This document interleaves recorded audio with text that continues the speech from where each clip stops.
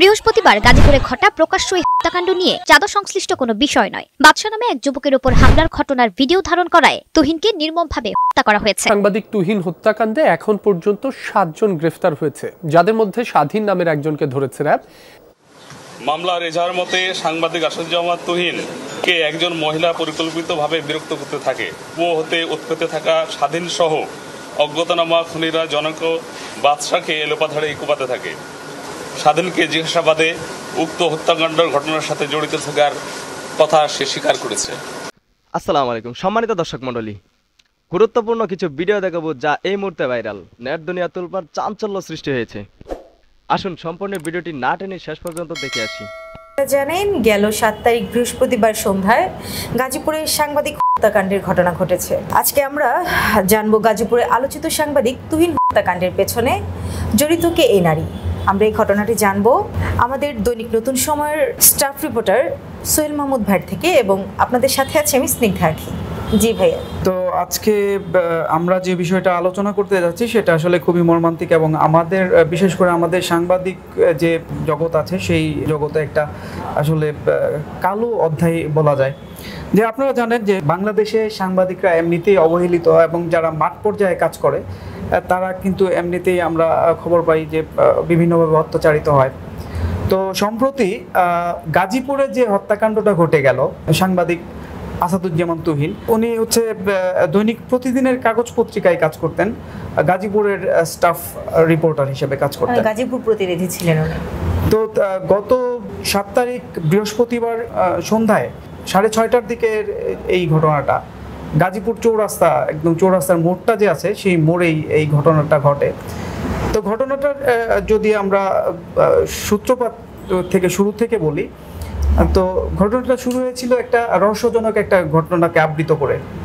তো সেই ঘটনাটা হচ্ছিল যে গাজীপুরে কিন্তু বিভিন্ন সিন্ডিকেট, প্রতারক সিন্ডিকেট থাকে। তো এই প্রতারক সিন্ডিকেটের মধ্যে একটা সিন্ডিকেট হচ্ছে যে নারী দিয়ে যে হানি ট্র্যাপ তৈরি করে একটা মানে প্রতারক চক্র, এই প্রতারক চক্র কিন্তু গাজীপুরে আসলে খুব কার্যকর, সক্রিয়। তো ওই দিন এইরকম একটা ঘটনা ঘটে, সেটা হচ্ছে যে বাদশা মিয়া নামে এক লোক শাপলা মার্কেট যে আছে, সেই শাপলা মার্কেটে যে ব্যাংক আছে ওই ব্যাংক থেকে কিছু টাকা তুলে বের হয়ে যায় শাপলা মার্কেটের সামনে। তো ওখানে সে বের হয়ে যাওয়ার সময় ওই একটি নারী, যেটি আমরা এই ইনফরমেশনগুলো আসলে সিসিটিভি যে ফুটেজ আছে শাপলা মার্কেটে, ওই ফুটেজ থেকে আগে এই তথ্যগুলো আমরা পেয়েছি। তো হচ্ছে যে সেই বাদশা মিয়া বের হয়ে যাওয়ার সময় ওই নারী তাকে কুপ্রস্তাব দেয়, এবং সেই কুপ্রস্তাবে সে যখন রাজি হচ্ছিল না, তখন এক পর্যায়ে ওই নারী গোলাপি, যার নাম, সে জোরপূর্বক তাকে ছিনতাইয়ের মতো করে তার কাছ থেকে টাকা ছিনিয়ে নেয়। তো এটা কি ওই নারী একা ছিল নাকি তার সাথে আরো কয়েকজন ছিল? বাদশা মিয়া যখন তার পকেট থেকে টাকা যে ছিনিয়ে নেওয়ার যে ঘটনা, তখন যে এরকম ধস্তাধস্তি হচ্ছিল, সেই সময় কিন্তু আশপাশ থেকে 8-9 জন লোক কিন্তু ওখানে জড়ো হয়ে যায়, অর্থাৎ তাদের যে সিন্ডিকেটের লোকগুলো ছিল, চক্রের সদস্য ছিল, চক্রের সদস্য, তারা প্ল্যানিং ওয়াইজ বিভিন্ন জায়গায় ছিল, ওরকম সিচুয়েশনে তারা ব্যাকআপ দেয়, এরকম একটা সিচুয়েশন ক্রিয়েট হয়। তখন হচ্ছে যে এই যে তাদের হাতে কিন্তু আপনার অস্ত্র ছিল, দেশীয় অস্ত্র, যেটা চাপাতি, এইগুলো ছিল। তো এইগুলো দিয়ে কিন্তু ওই যে বাদশা মিয়া, তাকে উপর্যুপরি তাকে আঘাত করা হয় সে যখন ওই টাকা ছিনতাইয়ের প্রতিবাদ করতে যায়। তো ঘটনাচক্রে ওই জায়গায় তখন এই যে নিহত সাংবাদিক তুহিন, আসাদুজ্জামান তুহিন, উনি ওই যে তাদের যে টাকা ছিনতাইয়ের যে দৃশ্য সেটা কিন্তু ধারণ করছিলেন। আচ্ছা, তখন হচ্ছে যে বাদশা মিয়ার থেকে যে ওই ক্ষোভটা কিন্তু ওই যে ভিডিও ধারণ করে ওর দিকে চলে যায়। যারা আসলে আক্রমণকারী, তারা এক পর্যায়ে তুহিনকে এরকম তারাও থ্রেট করতে থাকে যে ভিডিও কেন করলো, অথবা ভিডিও মুছে দেওয়ার জন্য চেষ্টা করা হয়তো। তো এক পর্যায়ে কিন্তু তারা হচ্ছে যে ওই বাদশা মিয়া থেকে ওই তুহিনের উপর চড়াও হয়। তো তুহিন সাংবাদিক হওয়ায় তার স্থানীয় কিছু পরিচিত ছিল, সেও ওখানে কিন্তু বার্গেনিং করে, অর্থাৎ তাদের সাথেও পাল্টাপাল্টি জবাব হয়। এবং আমরা যেটা দেখতে পারি যে বাদশাকে যে জায়গায় আঘাত করা হয়, তুহিনকে যে জায়গায় করা হয়, এর মধ্যে ডিস্টেন্স ছিল কিন্তু মোটামুটি 800 মিটারের মতো। হচ্ছে যে ওটা হচ্ছে শাপলা মার্কেটের সামনে হচ্ছে বাদশা মিয়াকে আক্রমণ করে, এবং যে মসজিদ মার্কেট আছে ওই মসজিদ মার্কেটের সামনে তুহিনকে হত্যা করা হয়।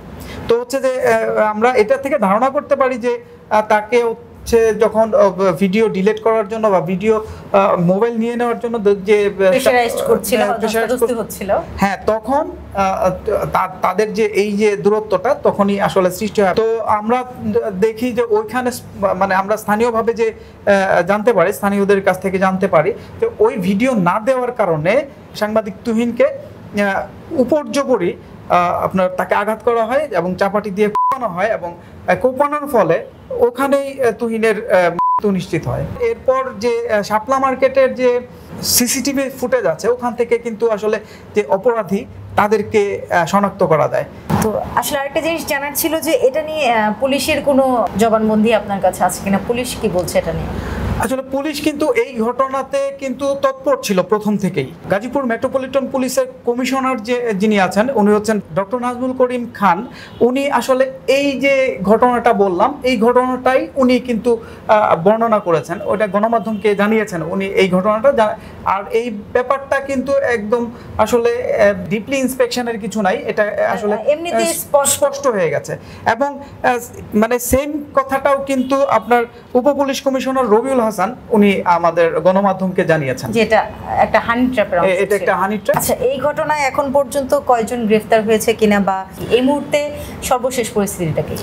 তো এই যে এই ঘটনা, হত্যাকাণ্ডের ঘটনা, এই ঘটনায় কিন্তু সাংবাদিকদের পাশাপাশি পুলিশরাও কিন্তু খুব তৎপর ছিল, এবং প্রশাসনের প্রত্যেকটা সেক্টর, যে র্যাব, পুলিশ, ডিবি, তারা কিন্তু সমন্বিতভাবে মানে যৌথভাবে তারা কিন্তু অভিযান পরিচালনা করেছে, এবং 24 ঘন্টার মধ্যে তারা কিন্তু 7 জনকে গ্রেপ্তার করেছে। অর্থাৎ এই 7 জনই কিন্তু সরাসরি এই হত্যাকাণ্ডের সঙ্গে জড়িত ছিল। এখানে কি যে মেন যে ভিকটিম, হানি ট্র্যাপের যে মেন যে নারী সদস্য গোলাপী, উনি কি গ্রেফতার হয়েছে কিনা? হ্যাঁ, এটাতে হচ্ছে যে পুলিশ যেটা জানতে পারে সিসিটিভি ফুটেজ থেকে প্রথমে শনাক্ত করা হয় একজন নারী দৌড়িয়ে যাচ্ছে, তো তার পিছনে পিছনে ওই অস্ত্র হাতে অন্য যারা হত্যাকারী তারা তার পিছনে পিছনে দৌড়াচ্ছে। তখন পুলিশ ওখান থেকেই ধারণা করে যে এই নারী হত্যাকাণ্ডের মূল হোতা হতে পারে। তো ওখান থেকেই কিন্তু পুলিশ তাকে শনাক্ত করে, এবং পুলিশ জানতে পারে ওই যে হত্যাকারী মহিলা হানি ট্র্যাপ সিন্ডিকেটের যে প্রধান সেই গোলাপির সম্পর্কে আসলে পুলিশের কাছে আগেও ইনফরমেশন ছিল, এবং সে একটা সংঘবদ্ধ হানি ট্র্যাপ সিন্ডিকেট এবং তারা পরিচালনা করে। এবং এই যে হত্যাকাণ্ড, এই হত্যাকাণ্ডের সাথে গোলাপি এবং তার স্বামী সহ প্রথমে। তো দর্শক মণ্ডলী, সম্পূর্ণ ভিডিওটি দেখলেন। ভিডিওটি নিয়ে আপনার মতামত কি অবশ্যই কমেন্ট সেকশনে জানাবেন। আমরা নিরপেক্ষভাবে সব ভিডিও প্রকাশ করি, তাই সবাই লাইক, কমেন্ট, শেয়ার করুন। আজকের মতো বিদায় নিচ্ছি, দেখা হবে অন্য কোনো ভিডিওতে। সেই পর্যন্ত সবাই সুস্থ থাকুন, ভালো থাকুন। আসসালামু আলাইকুম ওয়া রাহমাতুল্লাহ।